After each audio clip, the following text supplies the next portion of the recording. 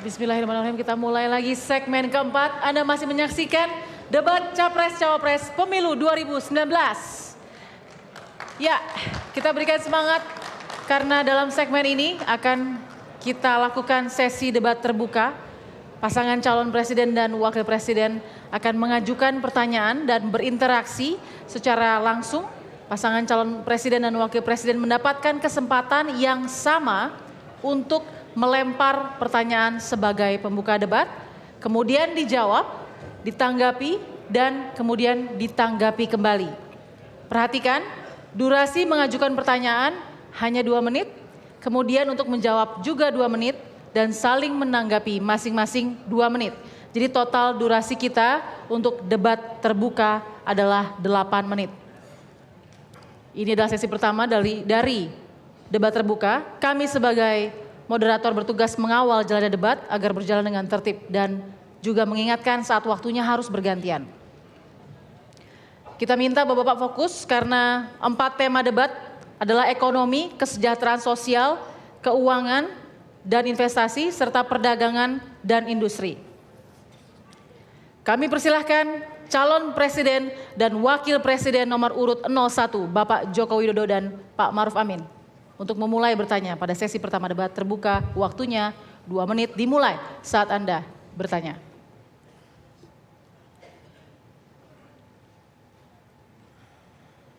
Pertanyaan kami singkat. Apa yang akan Bapak Prabowo lakukan dalam rangka pengembangan ekonomi digital, dalam hal ini pengembangan e-sport, Mobile Legends ke depan? Baik, masih ada 1 menit 35 detik, silakan. Cukup. Cukup.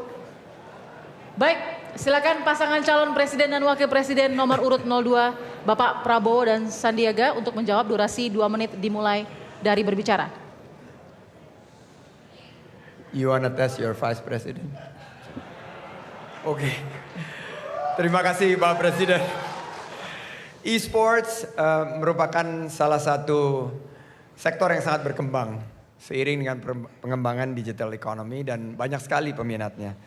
Mobile Legends salah satunya, dan saya rasa kita memiliki peluang untuk menciptakan produk-produk yang betul-betul menguasai pasar dunia.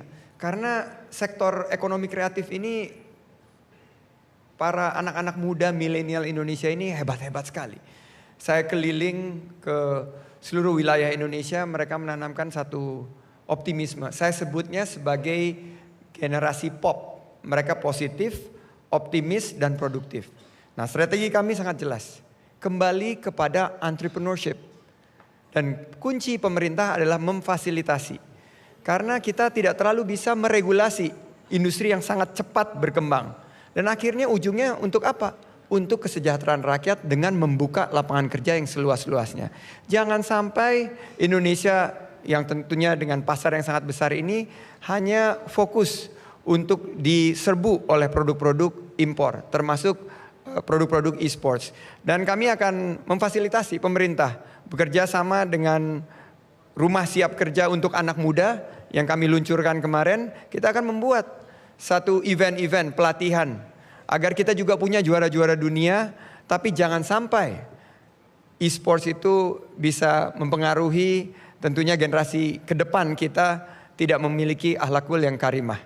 Nah, oleh karena itu kami fokus pengembangan ekosistem ini berbasis ekonomi digital haruslah berujung kepada peluang lapangan pekerjaan bagi anak-anak muda.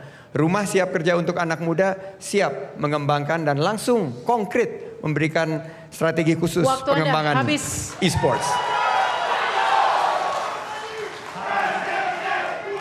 Tahan.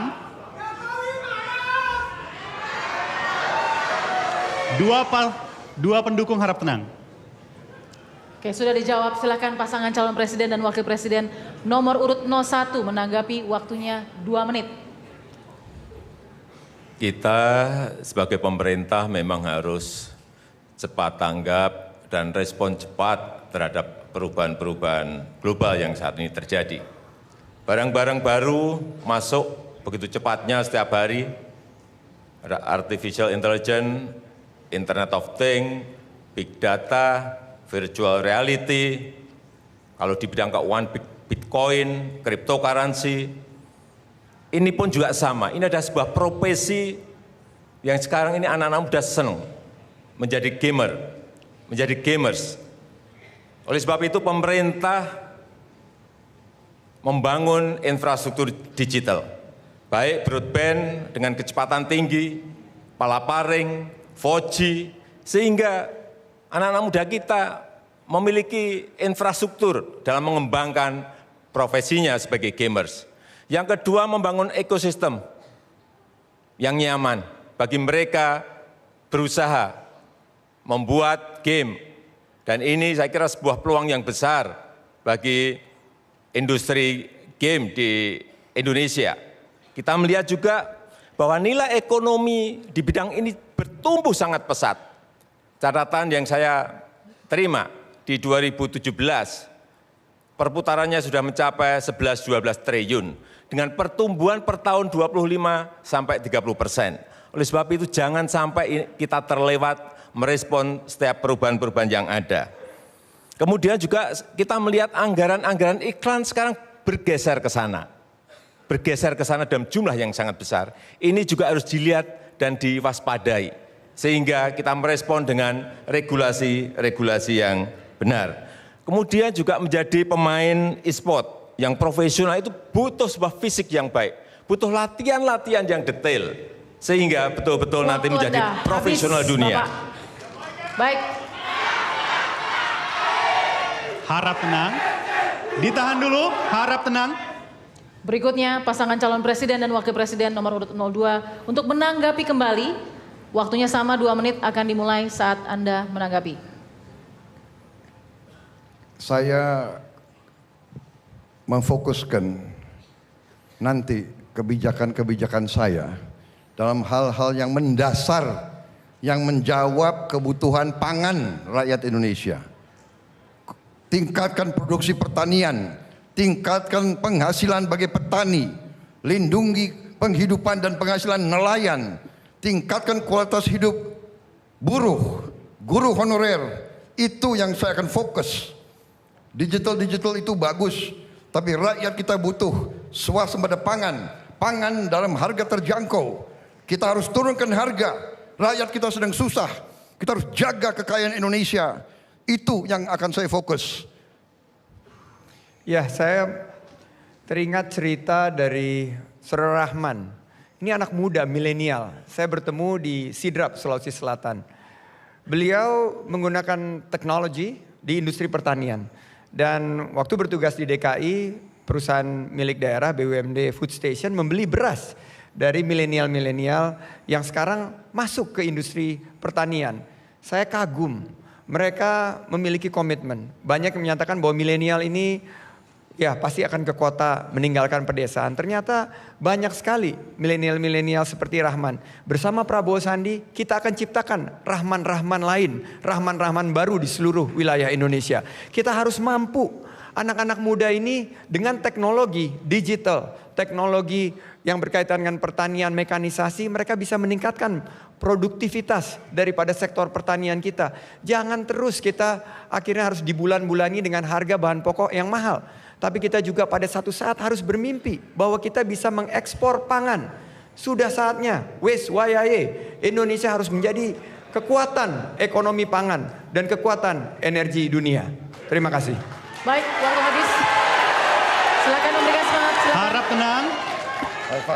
Sesi pertama telah selesai. Harap tenang terlebih dahulu. Kita masuk. Para pendukung harap tenang dulu. Para pendukung harap tenang terlebih dahulu karena kita akan mengikuti sesi selanjutnya. Harap tenang dulu. Sesi kedua masih ada. Kita akan memulai debat terbuka sesi kedua. Selanjutnya dalam sesi ini giliran Bapak Prabowo Subianto dan juga Sandiaga Uno sebagai nomor urut 2 untuk memberikan pertanyaan. Waktu kami persilahkan 2 menit akan dimulai saat Anda bertanya. Silakan. Pak Jokowi yang saya hormati, Kami mengapresiasi fokus terhadap ekonomi digital dan kami sepakat.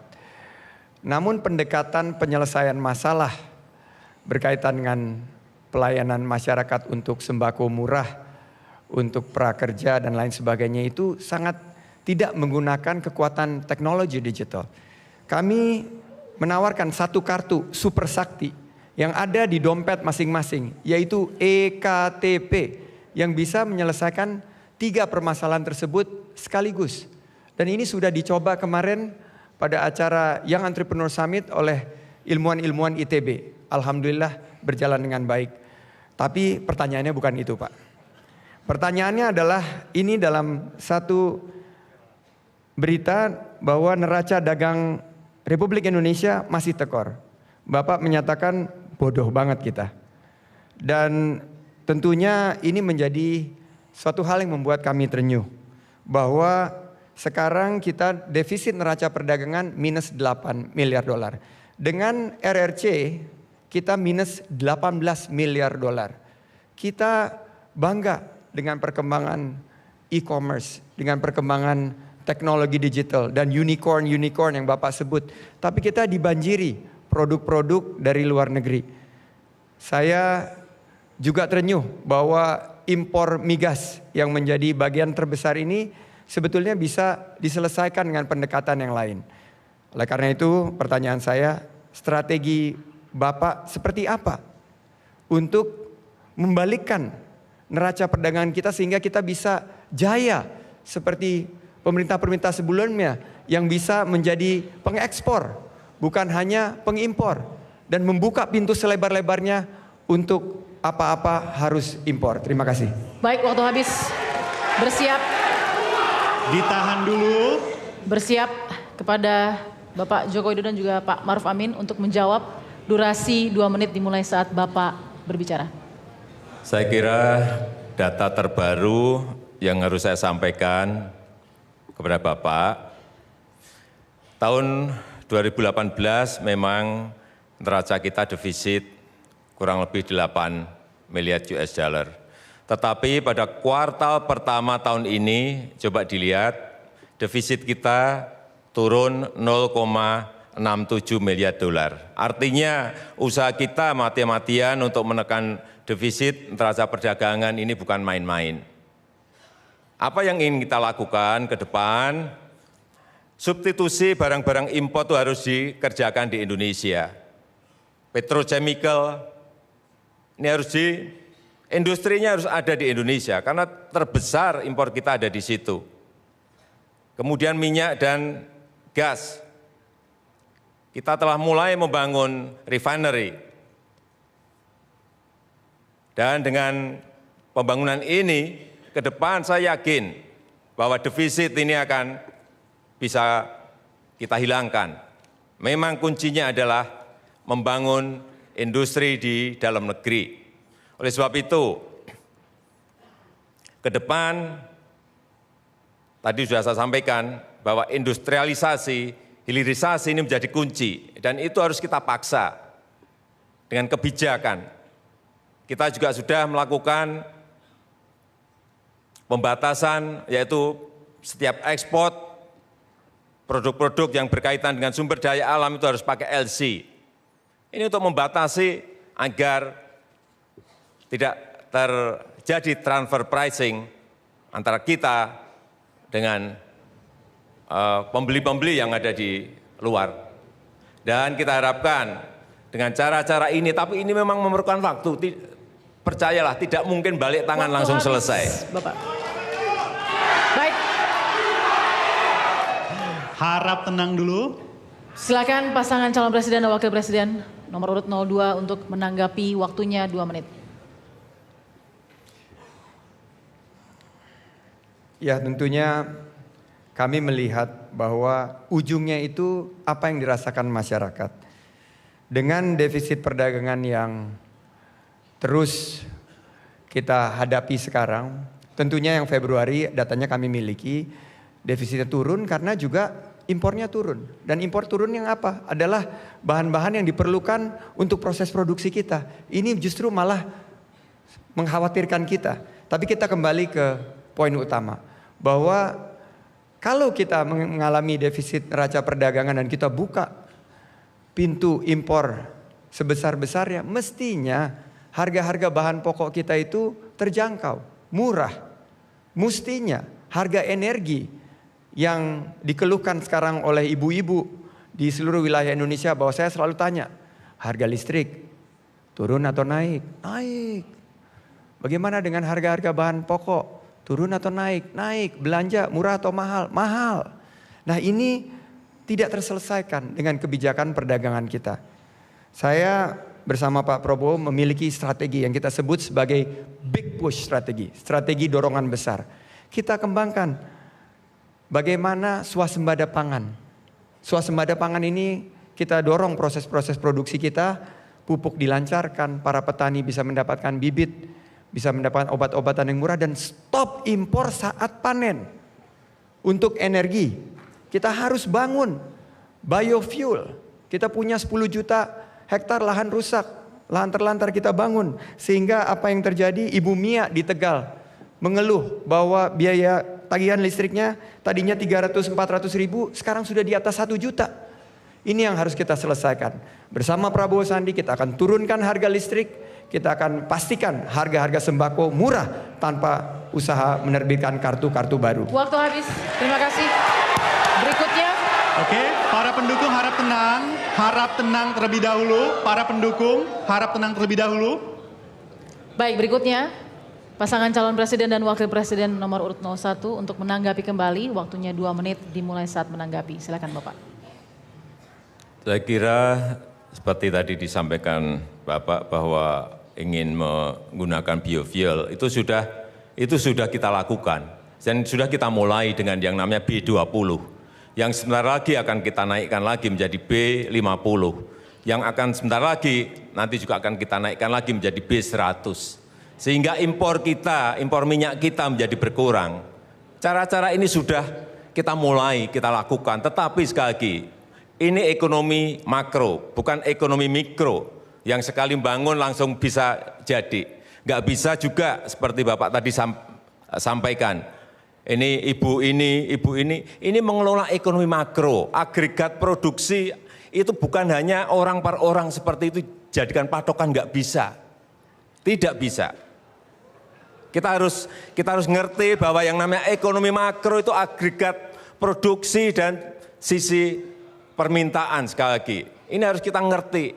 Bukan ekonomi mikro yang kita bicarakan ini ekonomi negara. Jadi sangat berbeda sekali. Kita harus ngerti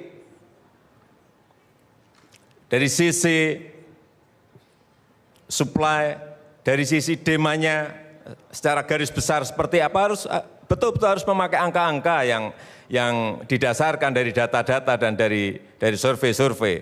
Tidak mungkin kita melakukan kebijakan hanya berdasarkan 1 atau 2 orang atau 3 orang yang menyampaikan keluhan kepada Bapak. Dan itu sering Bapak sampaikan sebagai contoh-contoh terus-menerus. Saya kira dalam mengelola ekonomi makro tidak bisa seperti itu menurut saya.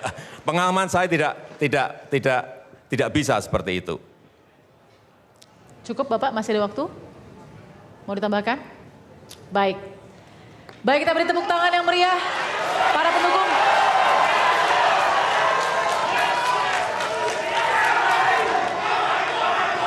Cukup. Harap baik. tenang, cukup. Para pendukung, cukup. Sudah kita saksikan bersama debat terbuka antar pasangan calon presiden dan wakil presiden. Dan segmen berikutnya debat terbuka sesi ketiga dan sesi keempat akan dipandu oleh rekan saya, Tommy Restanto. Jadi tetaplah bersama debat kelima Capres-Cawapres Pemilu 2019.